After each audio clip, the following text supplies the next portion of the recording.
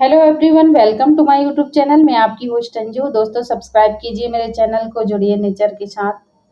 और दोस्तों आज की इस वीडियो में हम करने वाले हैं नींबू पर थोड़ा सा काम, गुड़ाई वगैरह काम करेंगे और थोड़ी खाद भी देना है।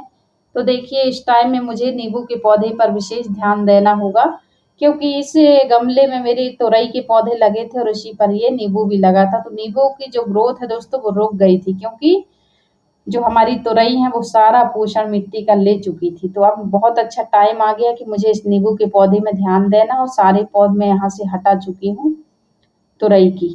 तो देखें आप, नया अंकुरण आया है। कुछ दिन पहले मैंने इसकी प्रूनिंग की थी, कटिंग वगैरह कर दी थी नींबू की। तो अभी मैं देख रही हूँ कि छोटे छोटे से इसमें स्प्राउट आ रहे हैं। इसी में एक बैगन का पौधा लगा हुआ है, तो ये भी अच्छा है, इसकी ग्रोथ भी अच्छी है। तो मैं सोच रही हूँ कि इसे नहीं हटाऊंगी, तो ये इसी में बढ़ने दूंगी। सबको फलने फूलने देंगे, जो भी हमको मिल जाए अच्छी बात है। तो क्योंकि नींबू में अभी फ्रूटिंग टाइम लगेगा, नहीं तो फिर हमको कुछ टाइम बाद क्या करना होगा कि बैगन को हटाना होगा यहाँ से। तो जो भी अपडेट होगी आगे की हम आपको बताते चलेंगे। तो आप लोग पूरे वीडियो में बने रहिएगा दोस्तों। और देखिए नींबू में पोटेशियम की बहुत ज़्यादा ज़रूरत होती है। तो हमें ऑर्गेनिक तरीके से अपनी खाद बनानी होती है। तो आज हम देखिए किस तरह से हम सब्जियों के छिलके आज हम देंगे अपने पौधों को। आलू और प्याज के छिलके मैं देने वाली हूँ, और किस तरह से दूंगी वो भी आप देखेंगे दोस्तों। तो मेरी जो ये मिट्टी है बहुत ज़्यादा मतलब कठोर हो चुकी है, हार्ड हो गई है दोस्तों। तो इसे क्या करना है, मुझे पूरा ढीला करना होगा, एकदम गुड़ाई करनी होगी। थोड़ा सा मुझे टाइम लगेगा इसको, तो कोई बात नहीं, आप लोग देखते रहिए और सुनते रहिए दोस्तों कि जब हम टेरेस पर गार्डनिंग करते हैं तो ये फल वाले पौधे भी हमारे लिए बहुत ज़रूरी होते हैं। तो जब बातें भी होती रहती हैं और काम भी होता है तो बहुत अच्छा लगता है, तो अच्छी बात है। इससे क्या होता है कि वीडियो हमारी बोर नहीं होती है ना। तो देखें आप, इस तरह से आराम से जितना भी आप हो सके, यदि थोड़ी बहुत रूट भी खराब हो रही हैं, कट रही हैं, तो उससे कोई नुकसान नहीं होगा, क्योंकि जो हमारा पौधा है आप देख रहे हैं उसका तना काफी कठोर हो चुका है और वो बहुत मजबूती से बन चुका है। तो ऐसा है कि अभी यदि हम थोड़ा बहुत गुड़ाई के टाइम में इसकी जो रूट है अगर टूट भी जाती हैं, कट जाती हैं, तो उससे नींबू के पौधे को कोई नुकसान नहीं होगा। तो आप गुड़ाई बहुत अच्छे से कीजिए दोस्तों, बहुत गहराई से गुड़ाई करेंगे हम इसको, क्योंकि मिट्टी हमारी नीचे तक बहुत सख्त हो गई है, ये देखें। तो मुझे इसे आज पूरी मिट्टी को, मैं चाहती तो रिपोर्टिंग कर देती, लेकिन नहीं करना है, क्योंकि हमारा जो पॉट है दोस्तों बहुत अच्छा है, बड़ा है, नींबू के हिसाब से सही है ये। तो अभी मैं देख रही हूँ कि इसमें नई नई मतलब पत्तियां आ रही हैं, छोटी छोटी शाखाएं बन रही हैं। तो मुझे लग रहा है कि हो सकता है कि अभी ये ठंडी के टाइम में नींबू में फ्रूटिंग स्टार्ट हो जाएगी। तो मैं इसमें गुड़ाई कर रही हूँ और पोटेशियम युक्त खाद देने वाली हूँ, पोटेशियम मैग्नीशियम से भरपूर। और हमें ऑर्गेनिक नींबू ही चाहिए, तो हम रासायनिक खाद तो बिल्कुल नहीं डालेंगे। आप लोग भी कभी मत डालना दोस्तों, क्योंकि यदि किसी ने यूरिया वगैरह का उपयोग किया ना, तो पौधे आपके जल जाएंगे, पूरे खराब हो जाएंगे। बहुत हार्ड होती है वो खाद, और आपकी जो मिट्टी है ना वो भी, उसकी भी उर्वरा क्षमता पूरी खत्म हो जाएगी। तो विशेष ध्यान दें कि रासायनिक खाद का बिल्कुल उपयोग ना करें। और आप देख सकते हैं मेरे पास ये बोरी भर के क्या है, वर्मी कंपोस्ट है। ये मैं ऑनलाइन मंगाई हूँ दोस्तों, और आप देख रहे हैं ये वर्मी कंपोस्ट है, केचुआ खाद। तो आज मैं इसी खाद को देने वाली हूँ अपने नींबू के पौधों को। तो देखिए अभी मैं खोल ही रही हूँ, नई बोरी है बिल्कुल। ये मेरे पास है 10 किलो की बोरी है।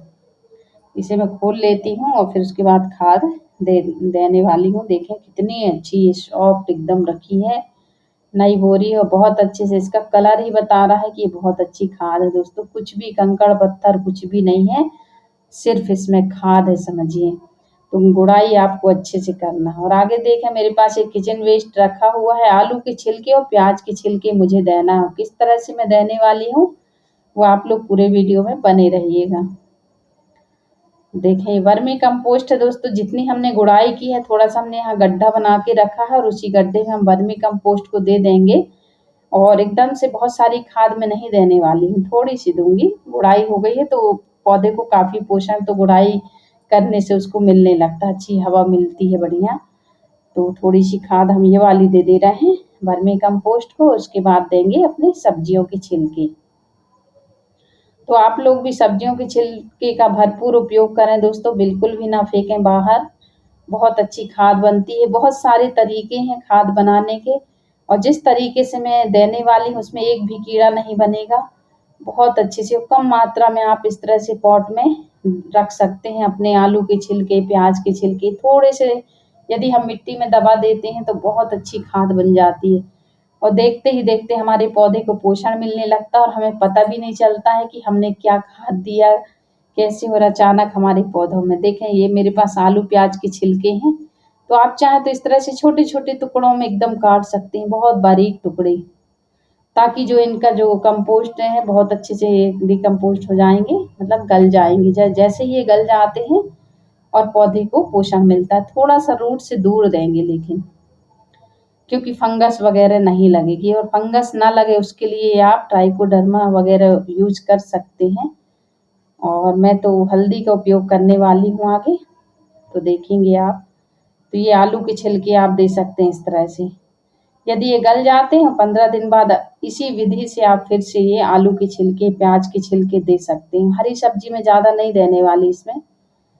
थोड़ा सा ये जो पत्ता गोभी है ये भी अच्छी होती है नींबू के लिए, तो उसको भी हम थोड़ी सी कटिंग करके डाल देंगे। बहुत सारे पत्ते हम नहीं देने वाले। और देखें हल्दी इसलिए मैं डाल रही हूँ ताकि कोई फंगस वगैरह है तो हमारे पौधे को नुकसान ना पहुंचे। वैसे तो नहीं लगेगी क्योंकि पौधे से काफी दूर हमने खाद को भर दिया है। देखें थोड़ी सी ये पत्ता गोभी मैं रहने वाली हूँ, क्योंकि ये भी हमारे पौधे के लिए, नींबू के लिए बहुत अच्छी होती है पत्ता गोभी। जो इसकी तेज स्मेल होती है ना पत्ता गोभी की, समझिए वही खाद है वही बहुत अच्छी। तो बस ऐसे ही थोड़े से बारीक टुकड़ों में आप इसे काट के इस तरह से रख देंगे और मिट्टी में दबा देंगे। बस इसी तरीके से दोस्तों आप किचन वेस्ट का उपयोग कर सकते हैं। आप चाहें तो बहुत सारा तैयार कर सकते हैं किसी डिब्बे में, टंकी में भर के मिट्टी के साथ। लेकिन उस तरीके से यदि हम करते हैं तो कीड़े बहुत होते हैं। और ऐसे थोड़ी थोड़ी मात्रा में यदि आप किचन वेस्ट का यूज करते हैं तो उसमें क्या होता है कि, तो आप इस तरह से किचन वेस्ट का उपयोग कर सकते हैं। अपने पॉट में मिट्टी में ऐसे दबा देंगे आलू के छिलके, प्याज के छिलके, तो इससे हमको बहुत फ़ायदा होगा दोस्तों। और ये नींबू जो होता है इसमें पोटेशियम की मात्रा ज़्यादा होनी चाहिए पौधे में, तो सही होता है। इससे क्या है बहुत अच्छी खाद भी बन जाएगी और हमारी मिट्टी को पोषण मिलता है।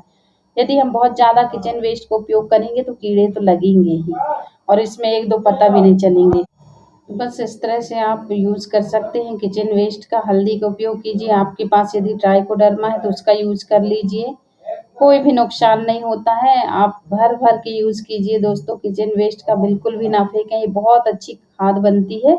लेकिन जब भी हम किचन वेस्ट को जब खाद बनाने के लिए रखते हैं तो मिट्टी की मात्रा थोड़ी सी ज़्यादा करनी होती है। तो उससे क्या होता है कि जो हमारे पोषण है जो पूरा मिट्टी में ही जाता है। जब हमारा कचरा जो गल जाता है, सड़ जाता है ना, तो वो पूरा पोषण उसको मिट्टी में ही मिल जाता है। तो इस तरह से आप लोग कर सकते हैं। और नींबू को बहुत अच्छा आज हमने बढ़िया खाद वगैरह दे दिया। कुछ दिन बाद अपडेट देंगे। ठीक है दोस्तों, फिर मिलते हैं अगले वीडियो में। Take care, thanks for watching.